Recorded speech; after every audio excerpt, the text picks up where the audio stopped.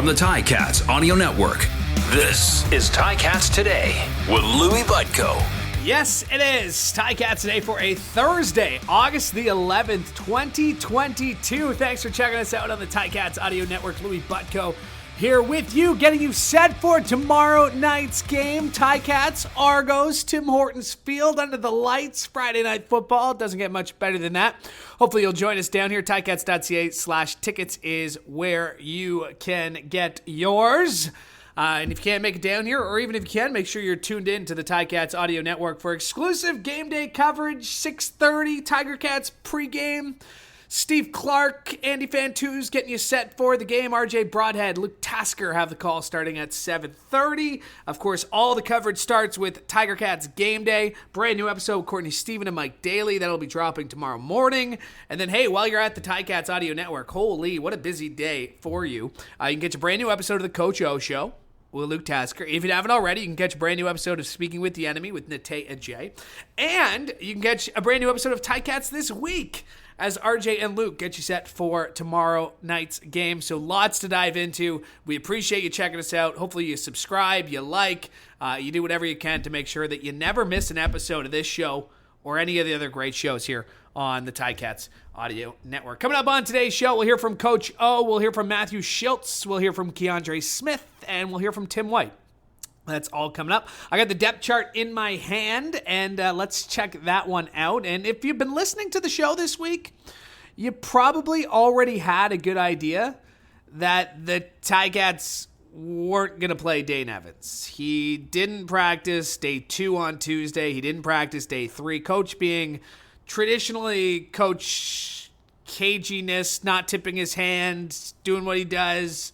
But we now have official word that the Hamilton Tiger Cats will not have Dane Evans. Let's take a look at the depth chart. Let's start up front. No changes on the offensive line. And I talked about this with Matthew yesterday. A huge plus is having that continuity at the offensive line. That's what the Ticats got with Travis Vordenkall, Brandon Revenberg, Alex Fontana, Coulter Woodmansey, and Cullen Kelly lining up left to right.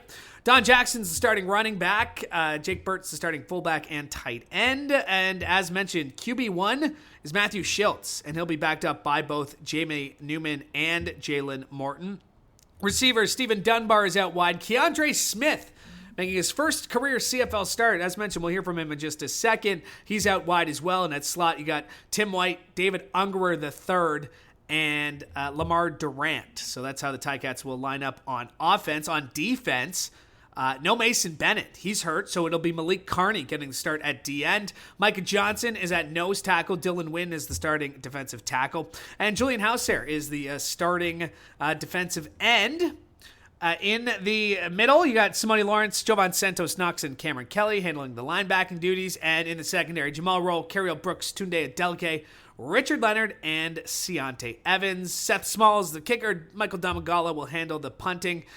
Gordon White's the long snapper. And Lawrence Woods III is the kick returner and punt returner. As mentioned, a couple injuries to let you know about. Dane Evans, Kyle Wilson, Alden Darby Jr., Bailey Feltmate, Mason Bennett, and Anthony Federico, all on the one-game injured list. Braylon Addison, Pappy White, Nick Cross, Curtis Newton, Chris Van Zyl, Kyle Saxlett, Anthony Johnson, and Tyler Ternowski, all on the 6-game injured list. So, Ticats will play with the guys they got, as Coach would say, or they're going to kick the football, as Coach would say. Let's hear from the man himself. Here is the head coach and president of football ops, Orlando Steinauer, speaking after walkthrough today.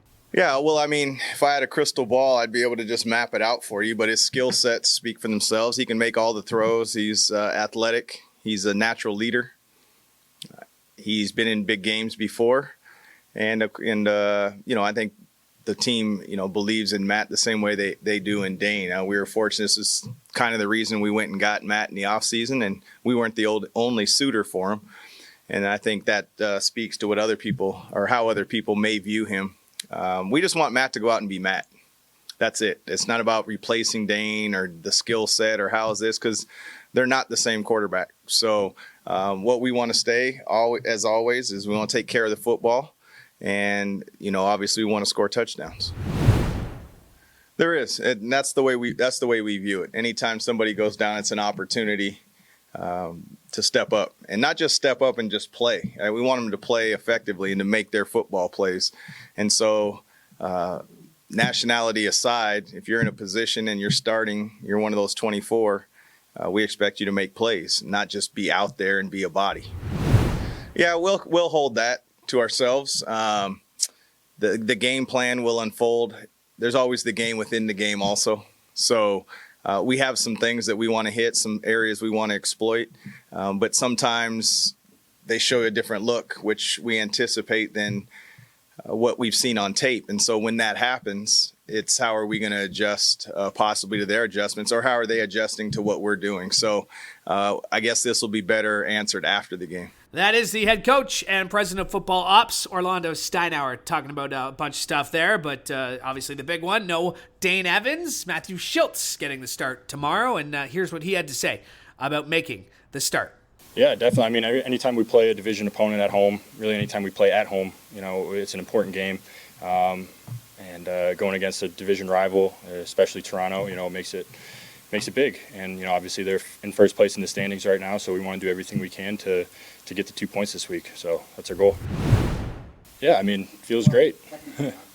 Yeah, no, I know what you're saying. It feels great. Being able to go out there and lead the offense. That's the situation that you prepare for every week. Obviously, if something happens to the starter, being in a backup role, but from my perspective, it's just going to continue to go out there and do what I do during the practice weeks and those reps. And when I get those reps in the game, just make it feel like practice and go out there and play. So I'm excited. I don't know. I'm just not going to really think too much on that. I'm just going to play my game. If it means that I have to make plays with my legs, then so be it. But obviously, whenever I'm out there, I'm going to try and protect myself when I run the football and slide, get out of bounds, don't take unnecessary hits. So it's obviously not necessarily at the forefront of my mind. And honestly, the bigger part of it, without necessarily having Dane out there, is just his leadership that he brings. He's a great guy and a great leader for the team, and we obviously have a great relationship. So that's just going to be a little bit different, not having him suited up on game day, but hopefully still be there on the sideline. So yeah, that's definitely a thing when you play a team back-to-back.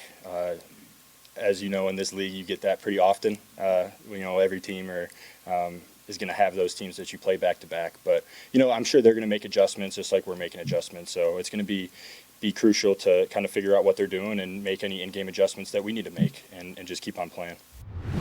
I wouldn't necessarily say it. It's for that reason. Obviously, I think every game's a must-win for us.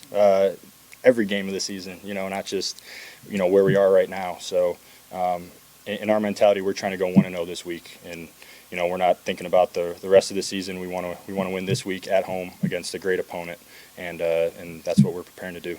That is Matthew Shiltz as he spoke after walkthrough today. And not his first start of the season, technically, believe it or not.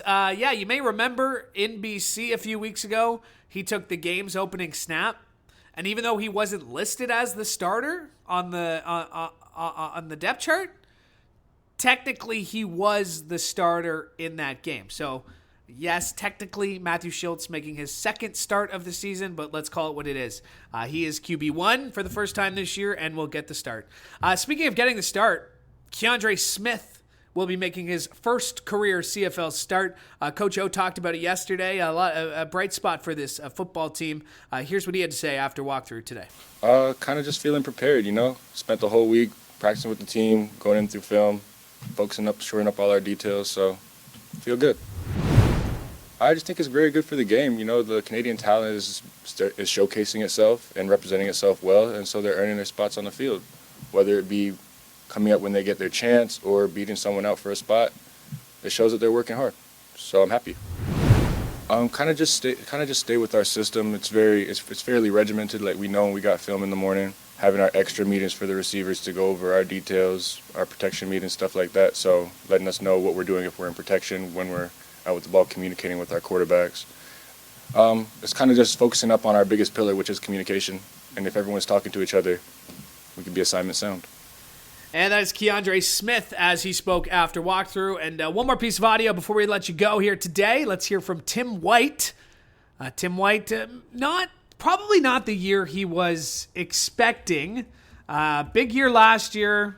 I'm sure he was expecting bigger numbers this year, but not getting as consistent numbers as we've seen him. Still a great option, and especially with the loss of Braylon Addison, will be an important player on this team moving forward. And again, that's just saying, 432 yards in 8 games. He's got 2 touchdowns, but probably expected to take on a bit of a bigger role with the loss of Braylon Addison. Speaking of which, we asked him about losing Braylon and what it means to that receiving core after practice this week. Let's hear what he had to say. To me, it's definitely I think it's a big blow to the team. But it was a really good thing seeing other guys come in and step up and seeing just how we shifted everything. Seeing them go down, it was like, surreal at that moment. He's been through a lot as far as injuries go, so we know what it means to him. But, next man up mentality, and I think the guys in the room are just looking to fill that spot the best that they can. Yeah, Kiondre, he came in, obviously young guy, rookie, and came in extremely confident. He's a guy that wants to be out there on the field, and he's willing to put the work in to be on the field. So just seeing him get an opportunity and seeing him capitalize on those opportunities is a great thing.